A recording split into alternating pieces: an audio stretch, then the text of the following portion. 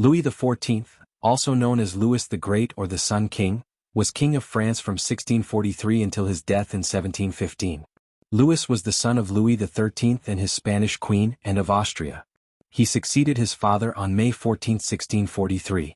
Taking the throne at the age of 4 following the death of his father, King Louis XIII, the young monarch received a thorough education from his mother Anne of Austria. Anne of Austria was Infanta of Spain, Queen of France, wife of Louis XIII, mother of Louis XIV and regent from 1643 to 1651 at the start of her son's reign.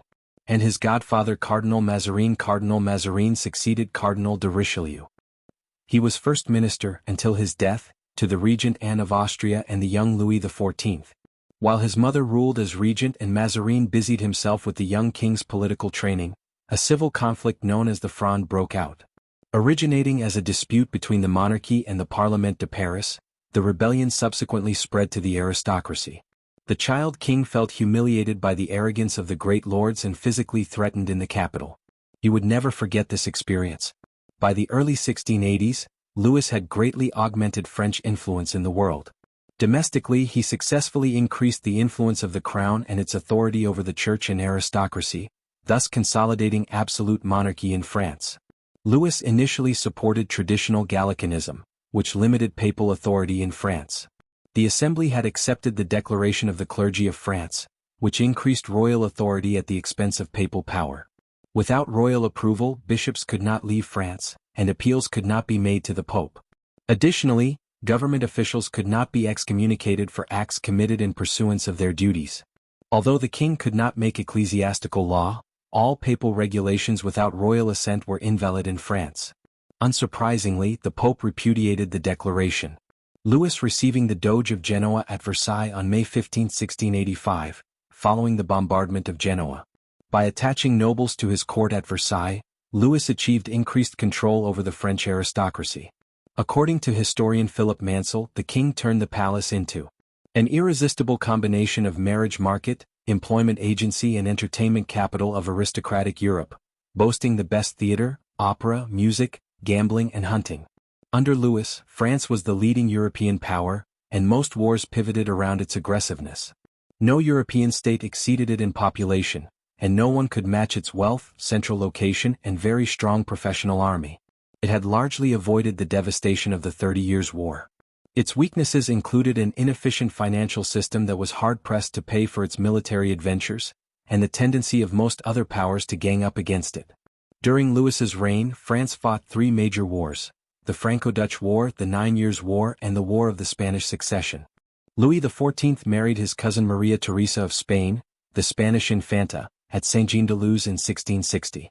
Their marriage sealed the reconciliation between France and neighboring Spain. The royal couple had 6 children. Only the eldest, Louis de France, known as Le Grand Dauphin, would survive to adulthood. After the death of the Queen in 1683, the king secretly married Madame de Maintenon. Louis was a pious and devout king who saw himself as the head and protector of the Catholic Church in France. He made his devotions daily regardless of where he was, following the liturgical calendar regularly. Under the influence of his very religious second wife, he became much stronger in the practice of his Catholic faith. This included banning opera and comedy performances during Lent. Despite the image of a healthy and virile king that Louis sought to project, evidence exists to suggest that his health was not very good. He had many ailments, for example, symptoms of diabetes as confirmed in reports of suppurating periostitis, dental abscesses along with recurring boils, fainting spells, gout, dizziness, hot flushes and headaches. Louis died of gangrene at Versailles on September 1, 1715, 4 days before his 77th birthday, after 72 years on the throne. Enduring much pain in his last days, he finally yielded up his soul without any effort, like a candle going out. Louis XIV's only surviving legitimate grandson, Philip V. He was buried in the Saint Denis Basilica, and the throne passed to his great-grandson Louis XV, aged 5. King Louis XIV's legacy includes: Number 1. Louis XIV's reign established a powerful and centralized France. He was an absolute monarch who concentrated all state power in himself. Number 2. Louis XIV moved the royal court to the Palace of Versailles in 1682.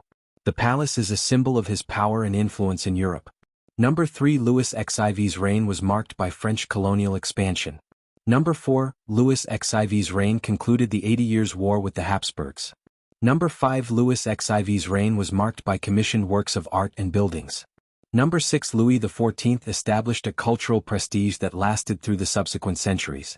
Number 7, Louis XIV was an emblematic character of the age of absolutism in Europe.